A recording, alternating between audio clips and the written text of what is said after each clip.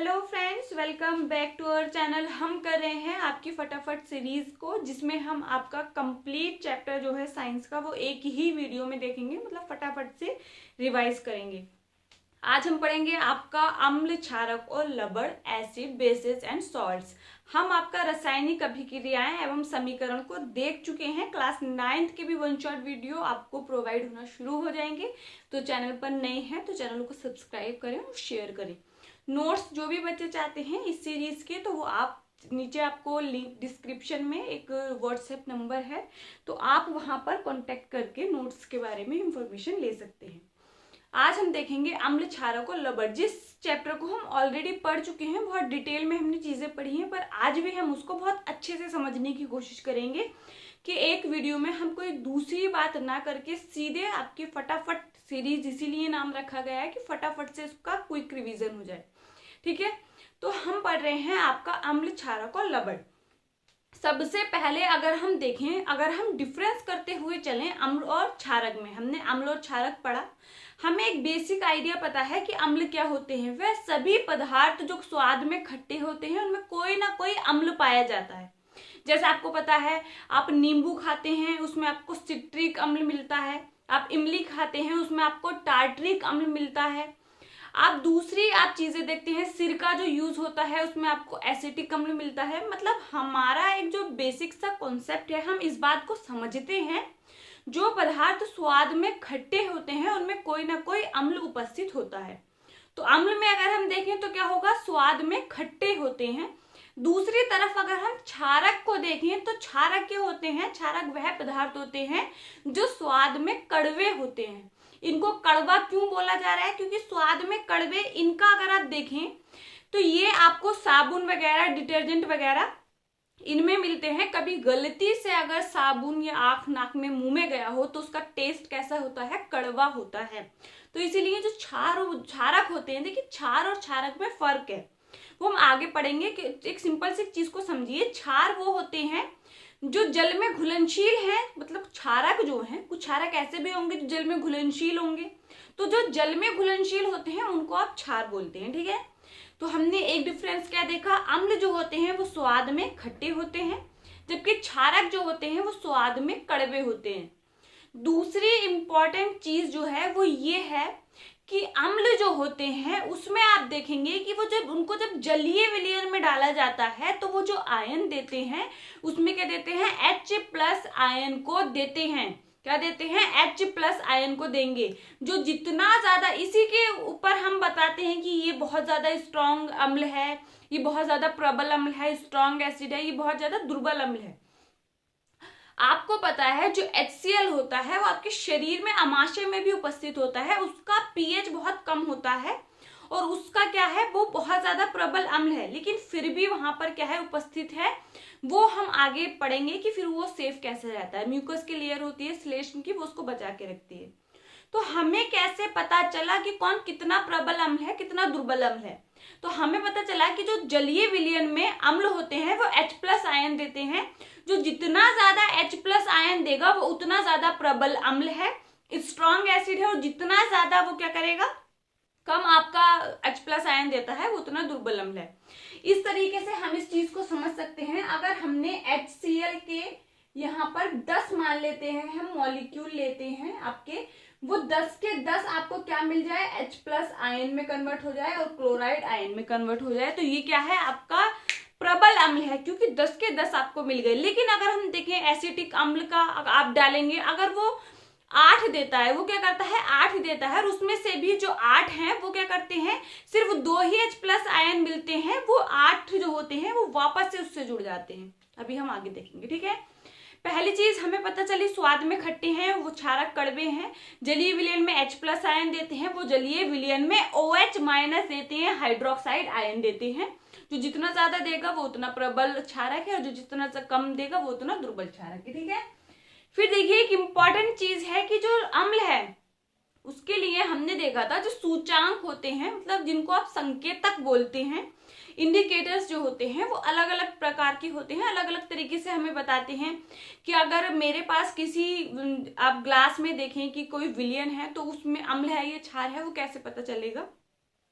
तो अम्ल क्या करते हैं कि लिटमस पेपर होता है, लिटमस पेपर का जो रंग है वो नीले से लाल कर देते हैं।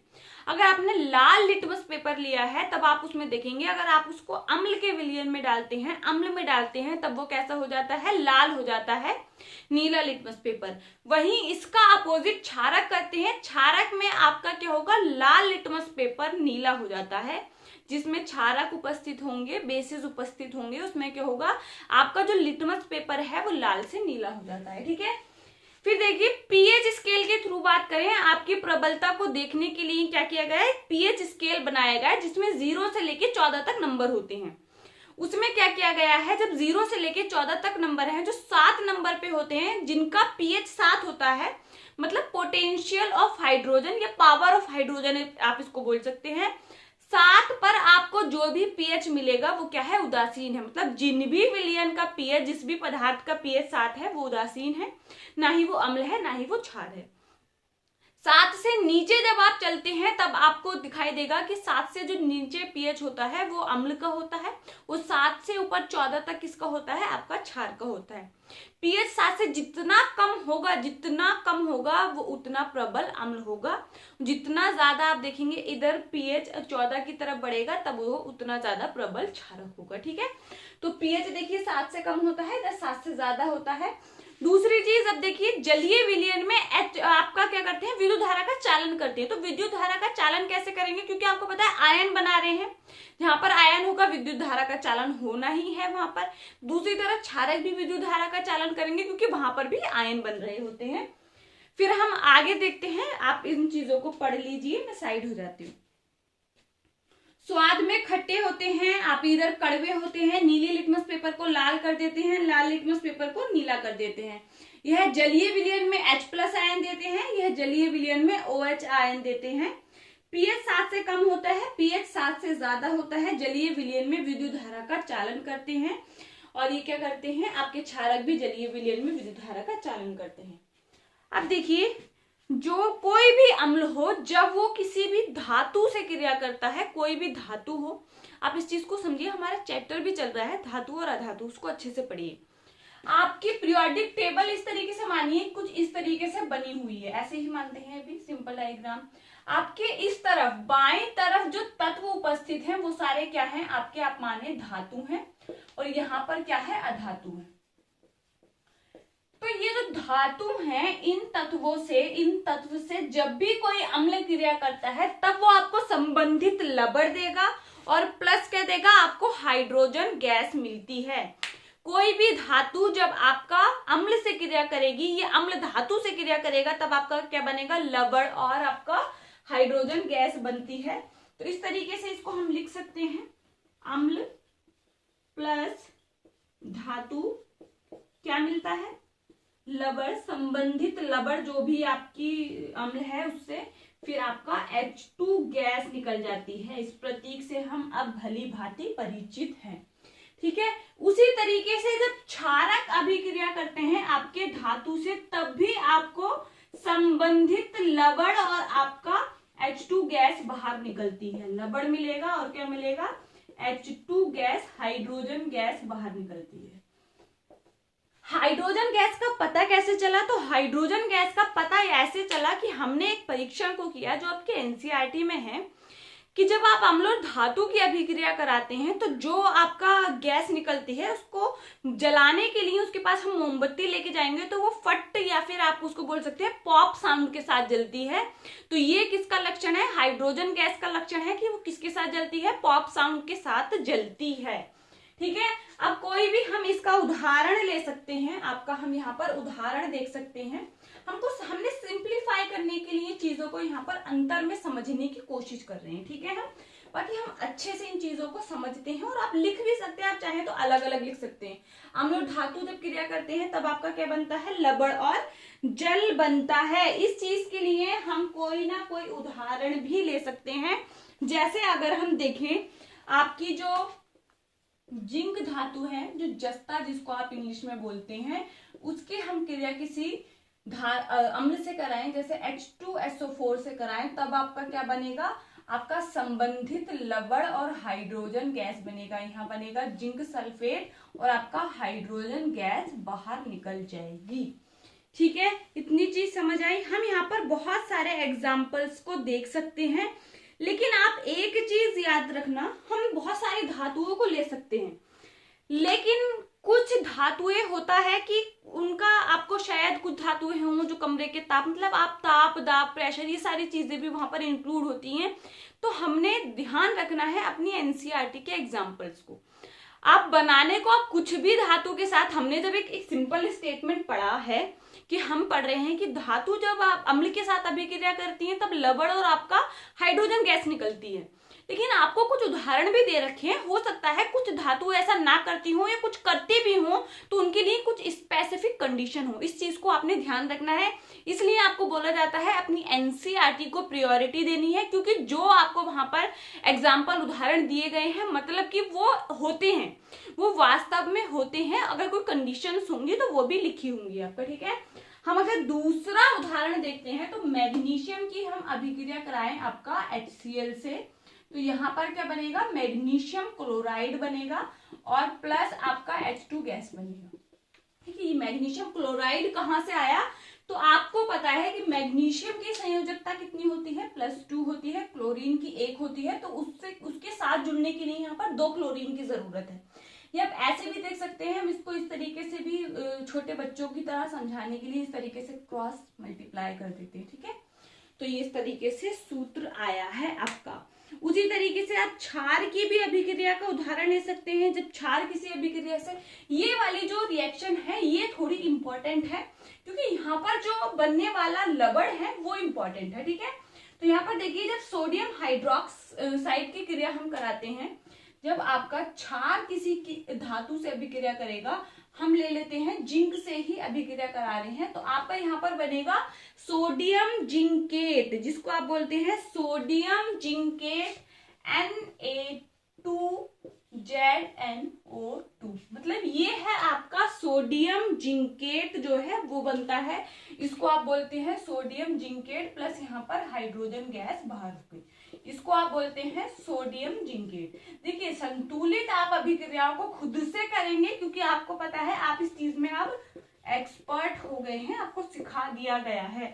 तो संतुलित गाना नहीं है, खुद से करने की कोशिश करनी है। ठीक है, अब दूसरी अभिक्रिया को देखते हैं कि जब अम्ल जो होते हैं आपके धातु कार्बोनेट या फिर बाइकार्बोनेट से जब क्रिया करते हैं तब क्या होता है। जब कोई भी अम्ल धातु कार्बोनेट या बाइकार्बोनेट से आपकी अभिक्रिया करता है तब क्या होता है। 7वां पॉइंट देखेंगे, आप लिखेंगे यहाँ पर, जब कोई भी धातु कार्बोनेट आपका अम्ल से अभिक्रिया करता है तब आपका लवण बनता है, जल बनता है, प्लस कार्बन डाइऑक्साइड गैस निकलती है। अम्ल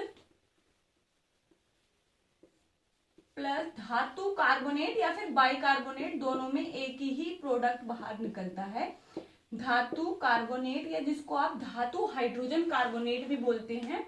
जब ये आपस में क्रिया करते हैं तब आपका लवण बनेगा प्लस आपका जल बनेगा और कार्बन डाइऑक्साइड गैस बाहर निकलती है।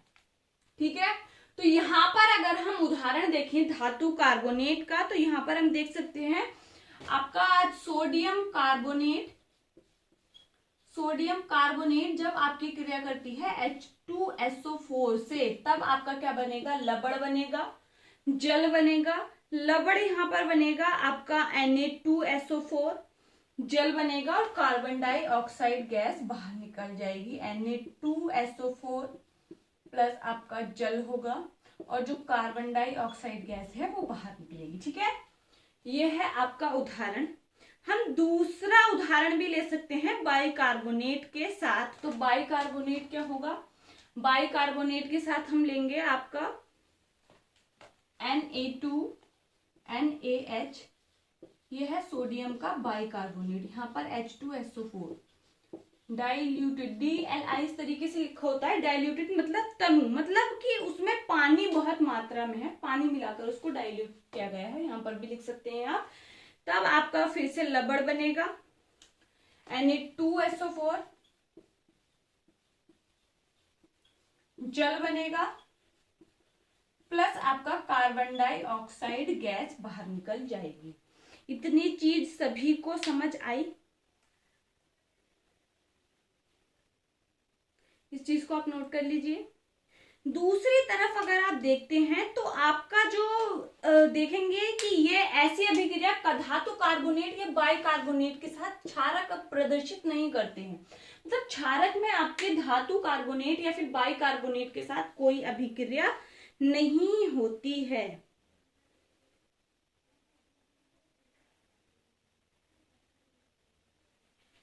अभी कार्बन डाइऑक्साइड गैस का कैसे पता चला कि इसको किस तरीके से आपने परीक्षण किया कि कार्बन डाइऑक्साइड गैस ही बनी? वो जो गैस बनी है वो क्या है? कार्बन डाइऑक्साइड गैस है। तो उसके लिए परीक्षण किया गया। आपकी एनसीईआरटी में देखेंगे तो एक मजेदार आपको चीज दिखेगी। जो बुझा हुआ चूना होता है उसमें जब कार्बन डाइऑक्साइड को पास कराया जाता है, उसमें मिलाया जाता है, तब आपका उसका कलर कैसा हो जाता है? दूधिया कलर का हो जाता है। और क्या बनता है? आपका कैल्शियम कार्बोनेट बनता है। तो यह अभिक्रिया क्या है आपकी? अगर आप देखें, कैल्शियम हाइड्रोक्साइड जो बुझा हुआ चूना है, इसमें अगर आप कार्बन डाइऑक्साइड को पास कराते हैं तब क्या होता है? आपका कैल्शियम कार्बोनेट बनने के कारण उसका कलर कैसा हो जाता है? आपका दूधिया कलर का हो जाता है। ये चीज ध्यान रखनी है, जो कि सॉलिड है, अपशेप है। ठीक है। अब एक इम्पॉर्टेंट चीज यहाँ पर देखेंगे, जब आप घरों में पुताई वगैरह करते हैं तब आपने देखा होगा जब सफेद कलर होता है उसमें कार्बन डाइऑक्साइड गैस, यहाँ पर क्या होगा?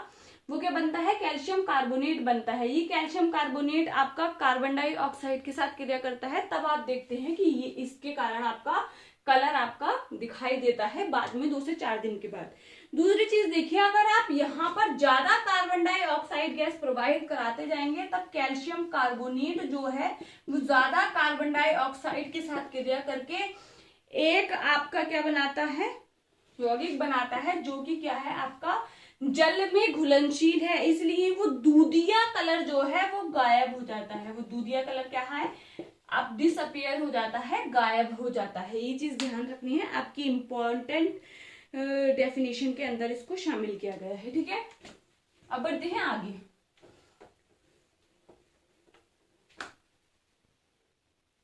एक अभिक्रिया अगर हम पढ़ें जो कि है आपकी उदासीनीकरण अभिक्रिया। ये अगर हम देखें, अगर अभी हमने देखा कि अम्ल जब धातु से क्रिया करते हैं तब ये होता है। अम्ल का आप देखेंगे, क्षार धातु से क्रिया करते हैं ये होता है। अम्ल धातु कार्बोनेट से क्रिया करते हैं तो ऐसा होता है। क्षार धातु कार्बोनेटो या बाइकार्बोनेट के साथ क्रिया नहीं करते। पर एक अभिक्रिया ऐसी भी हो सकती है ना, जब अम्ल और क्षार आपस में अभिक्रिया कर रहे हो तब क्या होगा? देखिए, अम्ल क्या है आपका पता है कि जिसका पीएच 7 से कम होता है, क्षार का पीएच 7 से ज्यादा होता है। अम्ल और क्षार एक दूसरे के प्रभाव को खत्म करने की कोशिश करते हैं। और ये बात ऐसे ही नहीं कही गई है, आपकी एनसीईआरटी में उसको एक एग्जाम्पल के थ्रू समझाया गया है। फिनोल्फ्थालीन का विलयन लेना है, जो कि आप देखेंगे जब उसमें आप क्षार को मिलाते हैं तब वो पिंक कलर का हो जाता है। उसमें क्षार अभी प्रेजेंट है, आप उसमें क्षार को मिलाएंगे तो वो क्या है? पिंक कलर का हो गया। लेकिन फिर आप उसके ऊपर से अम्ल को डालेंगे तो वो कलर गायब हो जाता है। इसका मतलब है कि अम्ल और क्षार एक दूसरे के प्रभाव को खत्म करते हैं। मतलब जब एक दूसरे के प्रभाव को खत्म कर देंगे, जो लवण बनेगा वो उदासीन होगा। लेकिन एक चीज हमेशा ध्यान रखनी है कि आपने जो लवण जो बन रहा है वो हमेशा ही उदासीन हो, ऐसा नहीं है। क्या क्या पॉसिबिलिटीज हो सकती हैं वो हम आगे देखेंगे। तो एक अभिक्रिया का नाम है उदासीनीकरण अभिक्रिया। उदासीनीकरण अभिक्रिया में क्या होता है? अम्ल और क्षार एक दूसरे से अभिक्रिया करते हैं। क्या है आपकी उदासीनीकरण अभिक्रिया, जिसको आप न्यूट्रलाइजेशन रिएक्शन बोलते हैं। इसमें आपका क्या होगा? अम्ल और क्षारक अभिक्रिया करके आपका लवण और क्या बनाते हैं? अम्ल और क्षारक अभिक्रिया करके आपका लवण और जल बनाते हैं। लवण और जल बनाते हैं। ठीक है। यहाँ पर हम उदाहरण ले सकते हैं। उदाहरण बहुत सारे हो सकते हैं, लेकिन आपने ध्यान रखना है कि जो आपको बुक में दिए गए हैं आपने उन्हीं के ऊपर साथ जाना है। ठीक है। जैसे अम्ल अगर हम लें H2SO4, एक्वाज लेना है, मतलब जल में घुला हुआ लेना है। क्षारक अगर हम देखें तब हम लेंगे सोडियम हाइड्रोक्साइड एक्वाज लेंगे, मतलब जल में घुला हुआ लेना है।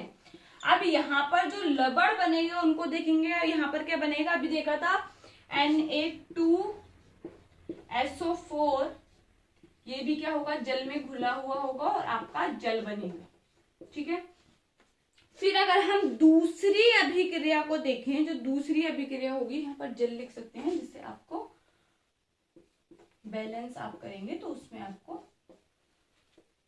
आसानी हो। फिर देखिए दूसरा HCl ले लेते हैं, फिर से एक्वास, डाइल्यूटेड एक्वास, जल में घुला हुआ। फिर NaOH लेते हैं, NaOH फिर से कैसा है, एक्वास लेते हैं।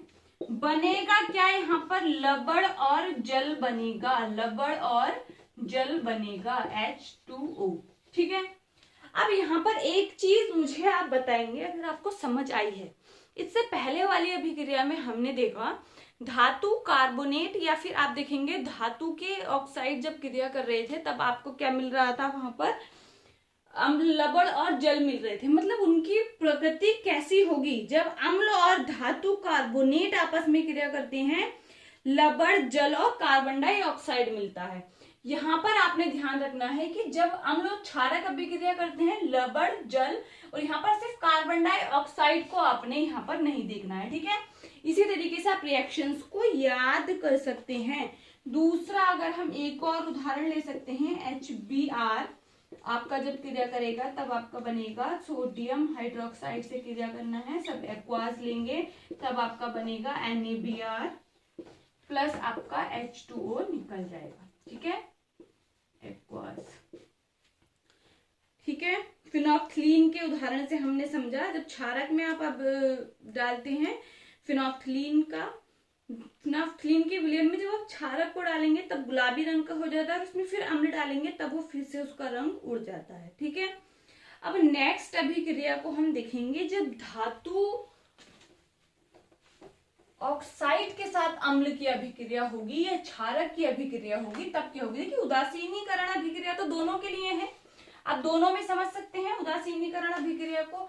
लेकिन यहाँ पर अगर हम देखें, जब धातु ऑक्साइड, मतलब किसी भी धातु का ऑक्साइड मतलब ऑक्सीजन से जुड़ा हुआ है, जैसा हमने स्टार्टिंग में ही देखा था, अगर मैग्नीशियम के रिबन को जलाते हैं तब वो क्या करता है, आपका मैग्नीशियम रिबन मैग्नीशियम ऑक्साइड में कन्वर्ट हो जाता है। क्यों हो जाता है, क्योंकि वहां पर क्या होता है, आपका वो धातु से अभिक्रिया कर ले रहा है, अम्ल से अब मैग्नीशियम ऑक्साइड बना ले, तो वही धातु क्या है, ऑक्सीजन से क्रिया करके जो ऑक्साइड बनाती है वो धातु ऑक्साइड है। तो अम्ल और धातु ऑक्साइड जब आपस में क्रिया करते हैं तब आपका लवण बनता है और प्लस क्या बनेगा, जल बनेगा, और प्लस आपका जल बनेगा। ठीक है, इसका हम उदाहरण बहुत सारे ले सकते हैं। जैसे अगर हम देखें HCl एक्वास लेंगे, पानी में घुला हुआ। अगर यहाँ पर देखें हम लेते हैं सोडियम का ऑक्साइड, ये क्या है, सोडियम का ऑक्साइड है, सोडियम का ऑक्साइड, ऑक्सीजन जुड़ा हुआ है ना उसके साथ, ये सोडियम का ऑक्साइड है, तब यहाँ पर क्या बनेगा, लवण बनेगा, NaCl प्लस आपका जल बन जाएगा। ठीक है, दूसरा उदाहरण अगर देखें तो HCl और प्लस आपका कॉपर ऑक्साइड ले लें, तब आपका क्या बनेगा, आपका जल बाहर निकल जाएगा और कॉपर क्लोराइड बनेगा, कॉपर क्लोराइड प्लस आपका जल बाहर निकल जाएगा। अच्छा, अब समझिए, अभी हमने उदासीनीकरण अभिक्रिया में देखा था जब अम्ल और क्षारक आपस में अभिक्रिया करते हैं तब आपका लवण और जल बन रहा है, और यहाँ पर हमने देखा जब अम्ल धातु ऑक्साइड से अभिक्रिया कर रहा है तब आपका लवण और जल बन रहा है। इस चीज से आप निष्कर्ष क्या निकाल सकते हैं कि जब भी कोई अम्ल धातु ऑक्साइड से क्रिया कर रहा है मतलब वो लवण और जल बना रहा है। ऐसा हमने उदासीनीकरण अभिक्रिया में पढ़ा था, मतलब कि जो धातु ऑक्साइड की प्रकृति है वो कैसी है, क्षारीय प्रकृति का है, क्योंकि अम्ल और क्षार जब आपस में क्रिया करते हैं लवण और जल बन रहा था ना, तो मतलब जो धातु ऑक्साइड की प्रकृति है वो कैसी है, क्षारीय प्रकृति है। ये चीज आपने ध्यान रखनी है। ठीक है, अम्ल और क्षार की जब अभिक्रिया होती है तभी आपका लवण और जल बनता है। निष्कर्ष क्या है, धातु ऑक्साइड क्या है आपका, अम्लीय प्रकृति का होता है। धातु ऑक्साइड अम्लीय प्रकृति का होता है, ठीक है। प्रकृति कैसी है, अम्लीय है, अम्लीय प्रकृति, ठीक है। अब दूसरे कॉलम में आप लिख सकते हैं, आप लिखेंगे एक सेकेंड, क्षारक की अभिक्रिया लिखनी है। दूसरे कॉलम में आपने क्षारक की अभिक्रिया लिखनी है अधात्विक ऑक्साइड से। दूसरे कॉलम में आपने क्षारक की अभिक्रिया लिखनी है अधात्विक ऑक्साइड से। मतलब यहाँ पे क्या लिखना है आपने, अधात्विक ऑक्साइड, मतलब अधातु का ऑक्साइड। अब आपने क्या लेना है, अधातु का ऑक्साइड लेना है। अभी तक हम किसकी बात कर रहे थे, धातु की ऑक्साइड की, जब अम्ल से क्रिया हो रही है। लेकिन जब आप अधात्विक ऑक्साइड देखते हैं और किससे अभिक्रिया करानी है, आपने क्षार से अभिक्रिया करानी है। अभिक्रिया किससे करानी है, क्षारक से करानी है। तब आपका क्या बनता है, लवण और जल बनता है। तो यहाँ पर आप देखेंगे अधात्विक, मतलब कोई भी अधातु, धातु आपको बताया था ना, दाईं तरफ जो उपस्थित धातु है, आपके तत्व हैं, वो अधातु कहलाते हैं। जैसे कि अगर हम आप देखें, सोडियम हाइड्रोक्साइड को आप एक्वास लेंगे। जब कार्बन डाइऑक्साइड से क्रिया कराते हैं, कार्बन डाइऑक्साइड, कार्बन क्या है, अधातु है, ऑक्साइड जुड़ा है, मतलब आपका कार्बन का, आपका अधातु का क्या है, ये ऑक्साइड है। तो यहाँ पर बनेगा Na2CO3, मतलब लवण बन गया, सोडियम कार्बोनेट, और आपका जल बन गया, ठीक है। दूसरा उदाहरण देखेंगे तो आपने अभी देखा था कैल्शियम हाइड्रोक्साइड की जब अभिक्रिया किससे होती है, कार्बन डाइऑक्साइड से होती है। तब आपने देखा था कैल्शियम कार्बोनेट प्लस आपका जल बनता है। अब यहाँ पर आप देखेंगे, अभी हमने देखा था जब क्षारक आपके अभिक्रिया करते हैं अम्ल से, तब आपका लवण और जल बनता है। यहाँ पर अधात्विक ऑक्साइड से अभिक्रिया कर रहे हैं, तब भी लवण और जल बनता है। निष्कर्ष क्या निकल रहा है, मतलब अधातु के जो ऑक्साइड होते हैं वो क्या होते हैं, आपके क्षारीय अम्लीय प्रकृति के होते हैं। अधातु के ऑक्साइड कैसे होते हैं, अम्लीय प्रकृति के होते हैं। इसके जो भी अपवाद होंगे वो हम आगे पढ़ेंगे। जैसे हाइड्रोजन अधातु है, लेकिन उसका H2 आप देखेंगे तो अम्लीय प्रकृति का नहीं है, वो हम आगे बात करेंगे। तो यहाँ पर जो निष्कर्ष निकल के आया है वो क्या है, अधात्विक ऑक्साइड, मतलब अधातु का जो ऑक्साइड है वो आपका कैसा है, अम्लीय प्रकृति का। अधात्विक ऑक्साइड प्रकृति कैसी है, अम्लीय। अधात्विक ऑक्साइड प्रकृति कैसी है, अम्लीय, ठीक है। नेक्स्ट हम आगे बढ़ते हैं, चीजों को यहां तक आपको समझ आया। अब हम देखते हैं कुछ छोटे छोटे पॉइंट्स के बारे में बात कर लेते हैं। जैसे अगर हम देखें प्रबलता को कैसे देखेंगे, तो प्रबलता अभी हमने देखा था कि जो भी अगर H+ आयन ज्यादा देता है वो उतना प्रबल अम्ल है। प्रबलता मतलब कौन कितना ज्यादा प्रबल है, आप देखेंगे जो जितना हाइड्रोजन आयन देगा जलीय विलयन में वो उतना ज्यादा प्रबल अम्ल है, और जो कम हाइड्रोजन आयन देगा वो दुर्बल अम्ल है। उसी तरीके से क्षार में आप लिखेंगे जो जितना ज्यादा OH हाइड्रोक्साइड आयन देगा वो उतना ज्यादा प्रबल क्षारक है, जो जितना कम हाइड्रोक्साइड आयन देगा वो उतना कम आपका दुर्बल क्षारक है, ठीक है।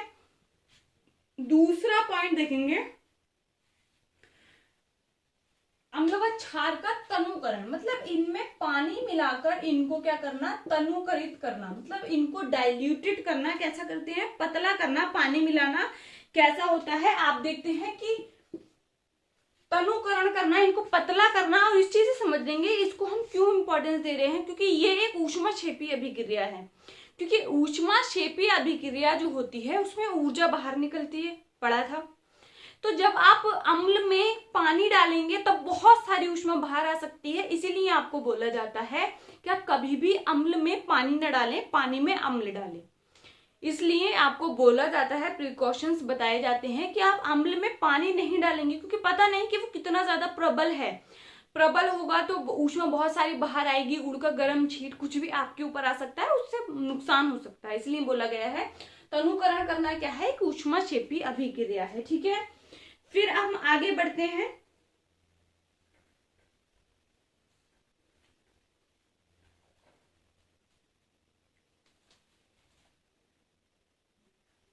दैनिक जीवन में अगर हम महत्व देखें आपका पीएच का, पीएच हमने देखा था क्या होता है।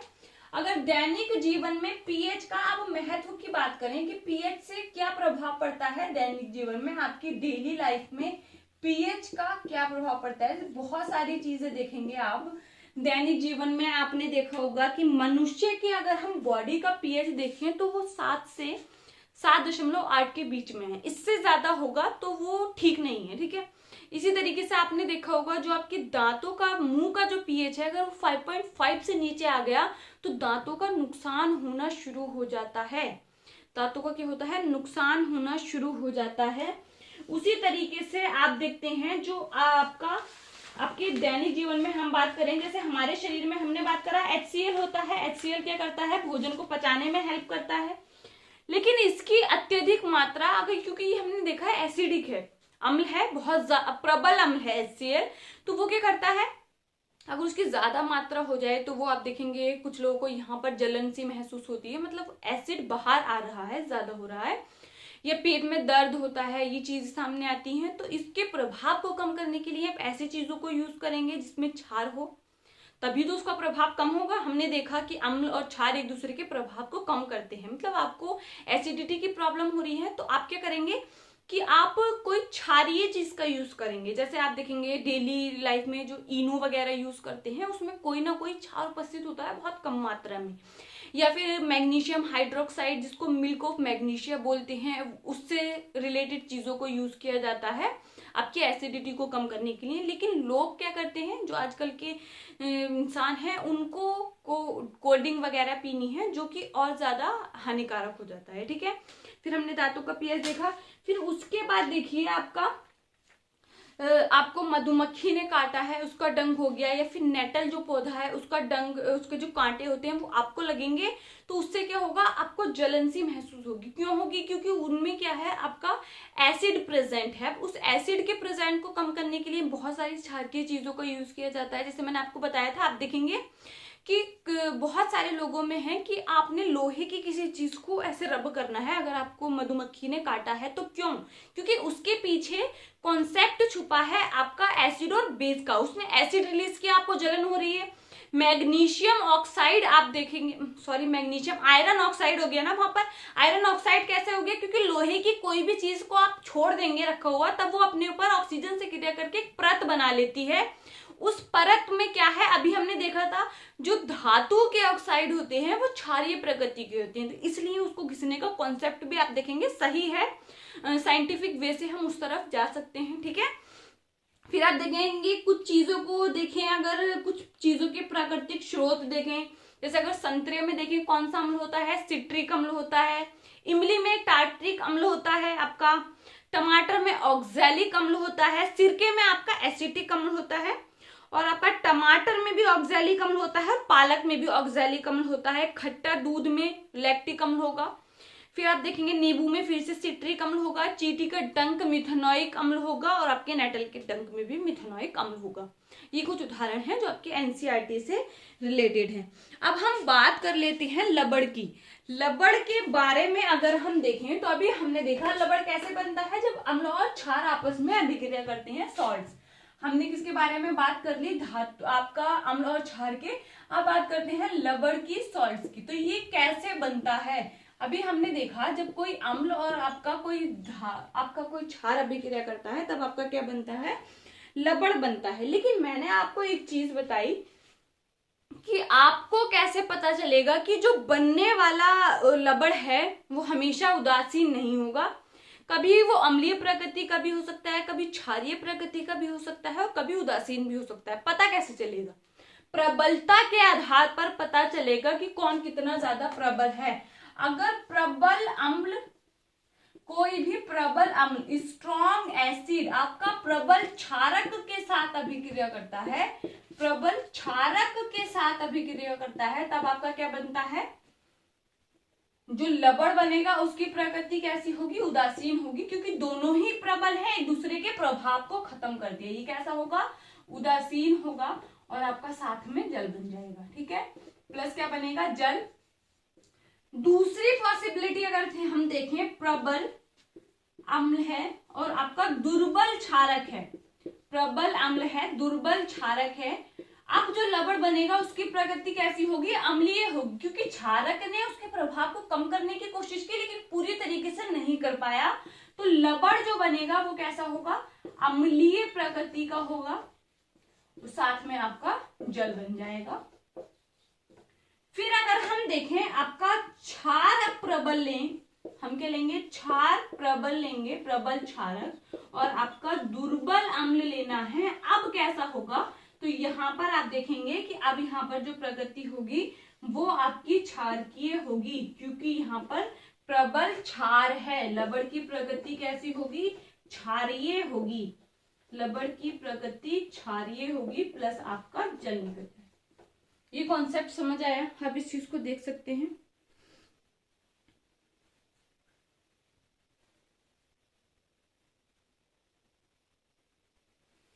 इसका हम उदाहरण लेंगे, अगर आपकी एनसीईआरटी में बहुत अच्छे से उदाहरण दे रखा है, वो है आपका HCl और NaOH की अभिक्रिया से आपका लवण बनता है NaCl। तो HCl आपका प्रबल अम्ल है, NaOH आपका प्रबल क्षार है, इसलिए आपका जो बनेगा वो क्या होगा, NaOH ये है आपका प्रबल क्षार, HCl है आपका प्रबल अम्ल, NaCl बनेगा और जल बनेगा। तो यहाँ पर जो ये NaCl बनेगा इसकी प्रकृति कैसी है, उदासीन है, क्योंकि ये क्या है आपका एक प्रबल अम्ल और प्रबल क्षार की अभिक्रिया से बना हुआ है। ठीक है, नेक्स्ट आगे बढ़ते हैं, कुछ लवणों के बारे में बात कर लेते हैं। जैसे सबसे पहले अगर हम देखें सोडियम हाइड्रोक्साइड को कैसे बनाया जाता है, जबकि सोडियम हाइड्रोक्साइड आपका लवण नहीं है, वो एक क्षार है, लेकिन उसके बनने में लवण की बहुत महत्वपूर्ण भूमिका है। उसको देखते हैं। जब सोडियम हाइड्रोक्साइड बनता है आपका, तब इस अभिक्रिया को आप बोलते हैं क्लोर क्षार अभिक्रिया। सोडियम हाइड्रोक्साइड के बनने की अभिक्रिया को आप बोलते हैं क्लोर क्षार अभिक्रिया बोला जाता है। इसमें इसको क्या बोला जाता है, क्लोर क्षार अभिक्रिया बोला जाता है। क्यों बोला जाता है, क्योंकि यहाँ पर NaCl आप देखते हैं, जब आपका जलीय विलयन में NaCl का आपने जलीय विलयन लेना है, उसमें विद्युत धारा को प्रवाहित करना है। विद्युत धारा को क्या करेंगे, प्रवाहित करेंगे, तो आप देखेंगे आयन क्या क्या बनेंगे। सिंपली समझने की कोशिश कीजिए। NaCl का आयन यहाँ पर क्या बनेगा, अगर आप देखें NaCl के आयन बनेंगे, और जल भी है ना, जल के भी आयन बनेंगे। यहाँ पर सोडियम प्लस, और ये क्या होगा आपका H प्लस और OH माइनस। तो इसी ये जो है आपकी इससे आप अभिक्रिया अगर आप देखेंगे तो यहाँ पर सोडियम यहाँ पर किससे जाकर जुड़ जाएगा, आपका हाइड्रोक्साइड के साथ जाकर जुड़ जाएगा, HCl। ये आपको नॉर्मली पता है, लेकिन यहाँ पर आप देखेंगे यहाँ पर ये सोडियम आपका ऑक्साइड हाइड्रोक्साइड आयन के साथ जुड़ जाता है। ये क्लोरीन क्लोरीन क्लोरीन आपका जाएगा कैथोड पर, और उससे क्या होगा, ये एनोड पर जाएगा, क्योंकि एनोड पॉजिटिव चार्ज होता है। आपने जलीय विलयन जब लेंगे आप इस तरीके से, तो उसमें 2 इलेक्ट्रोड भी लगाने हैं। यहाँ पर ये क्लोरीन क्लोरीन जो है आपस में जुड़कर क्लोरीन क्लोरीन क्लोरीन आपस में एनोड पर जुड़कर क्या करते हैं, Cl2 गैस बना लेते हैं, और यहाँ पर आपको हाइड्रोजन प्लस आयन जुड़कर आप आपस में H2 गैस बना लेते हैं। तो यहाँ पर बनता क्या है, H2 गैस, H2 आपस में जुड़ जाते हैं और जल बन जाता है।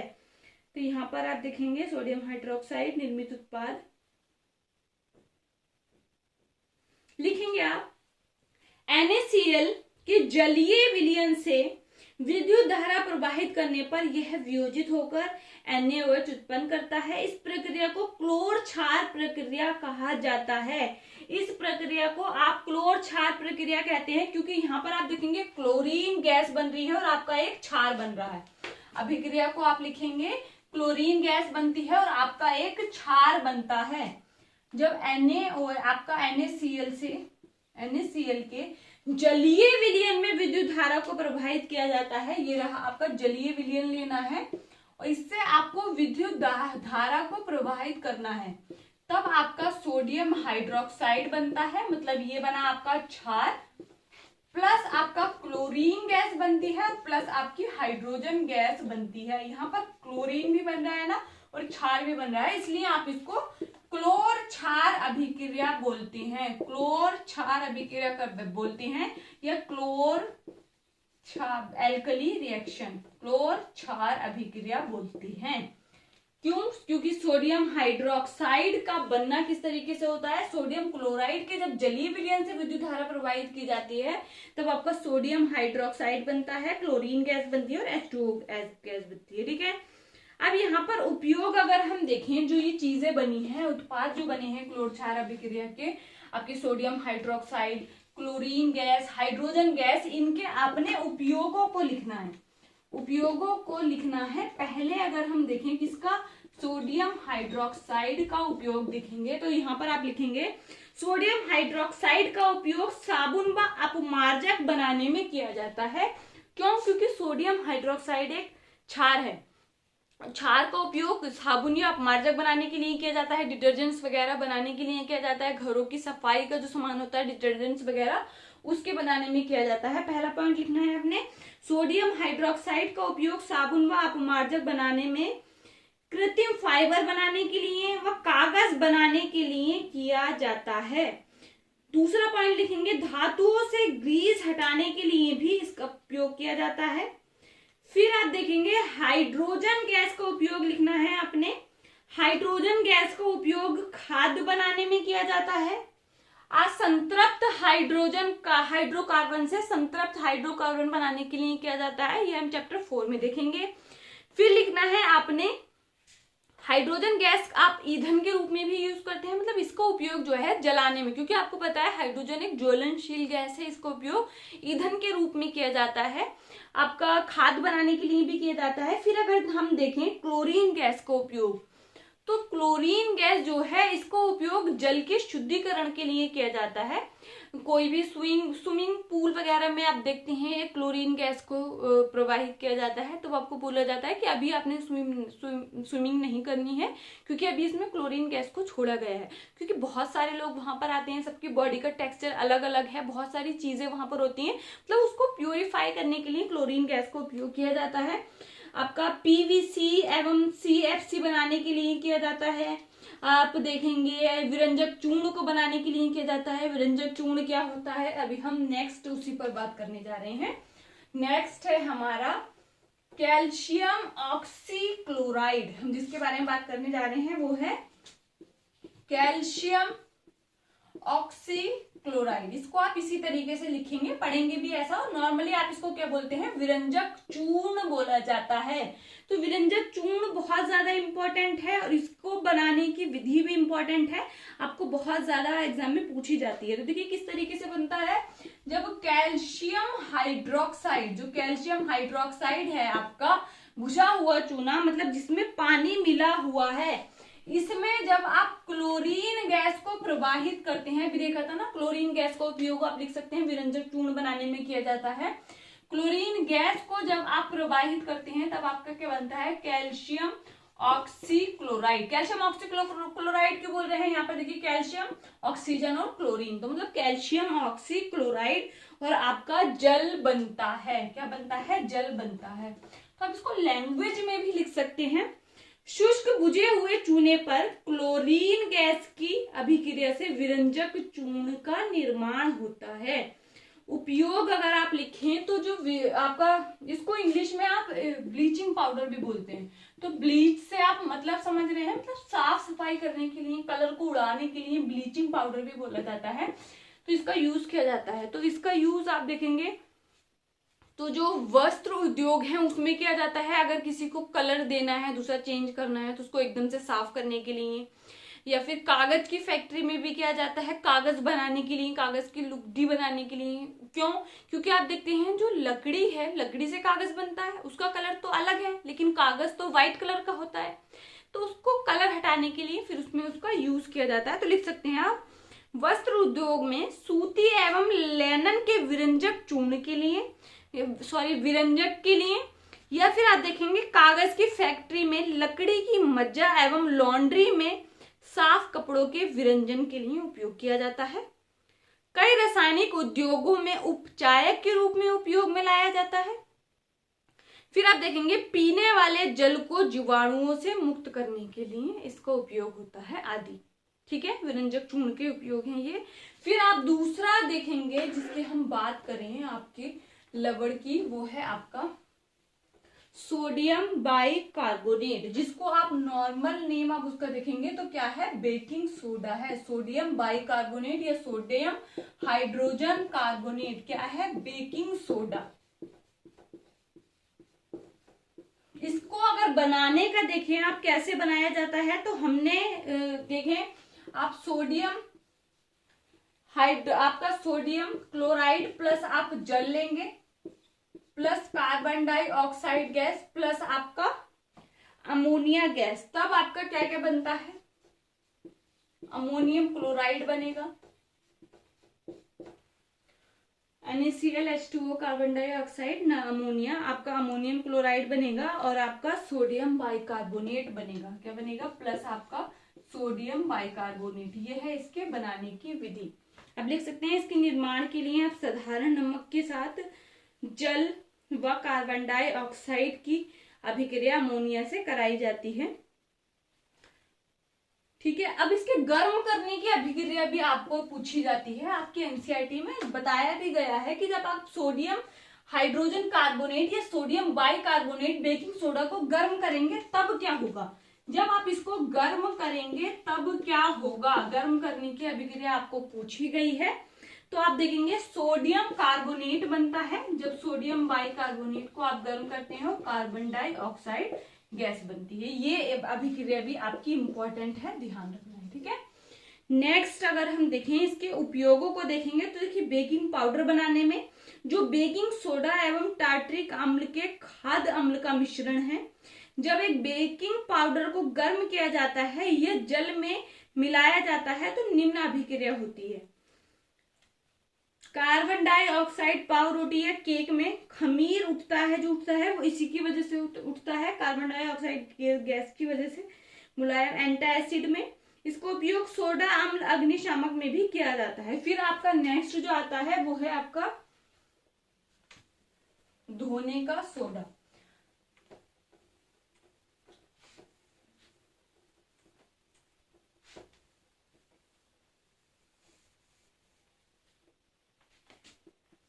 आप क्या बोलते हैं, सोडियम कार्बोनेट। सोडियम कार्बोनेट के लिए हम ध्यान देंगे, यहाँ पर आपका 10H2O उसका जल भी प्रेजेंट होता है, 10H2O के क्रिस्टल भी प्रेजेंट होते हैं। बनता कैसे है, अभी देखा था सोडियम बाइकार्बोनेट को आप गर्म करते हैं तब आपका क्या बनेगा, सोडियम कार्बोनेट बनेगा। सोडियम कार्बोनेट बनता है, अभी आपने देखा था।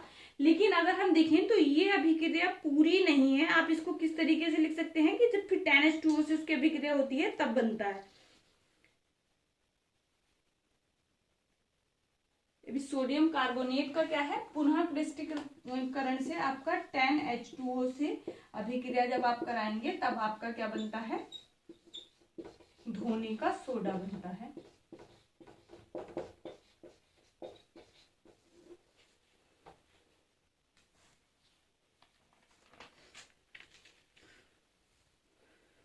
उपयोग देखेंगे, सोडियम कार्बोनेट का उपयोग साबुन एवं कागज उद्योगों में होता है।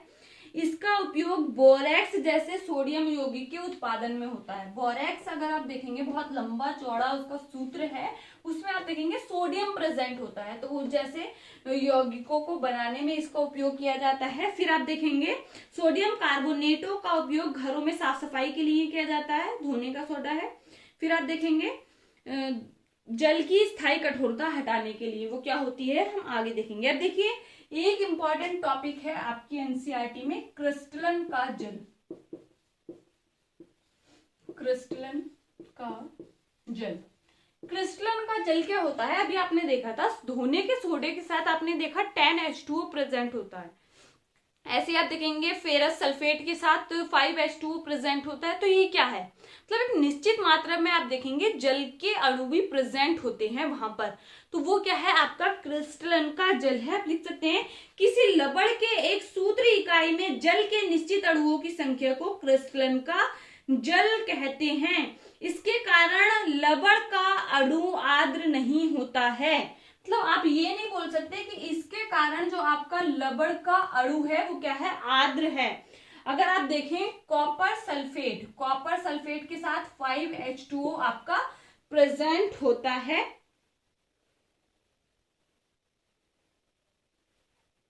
फेरस सल्फेट के साथ 7H2O प्रेजेंट होता है।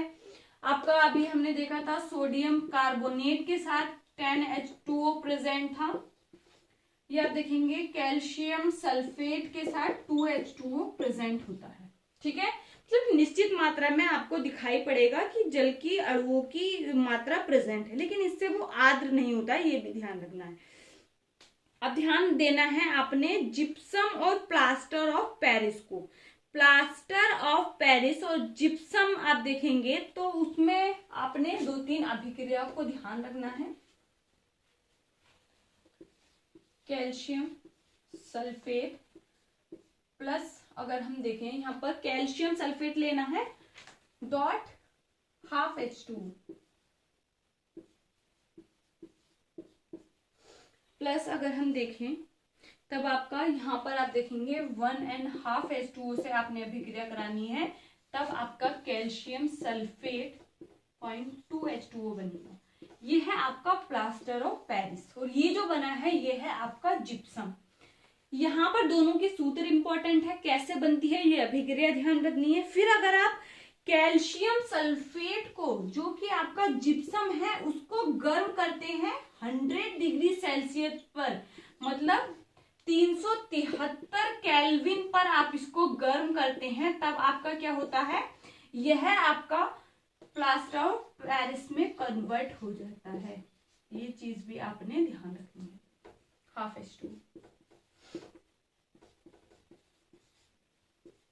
एंड हाफ बाहर निकल जाएगा H2। ये है आपका प्लास्टर ऑफ पेरिस और जिप्सम के बारे में कुछ इंपॉर्टेंट इंफॉर्मेशन।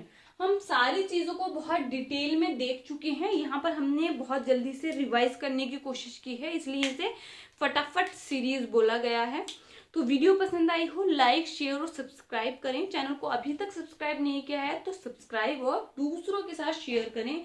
टेलीग्राम चैनल से जुड़ें, उसका लिंक आपको नीचे डिस्क्रिप्शन में मिल जाएगा। Thank you.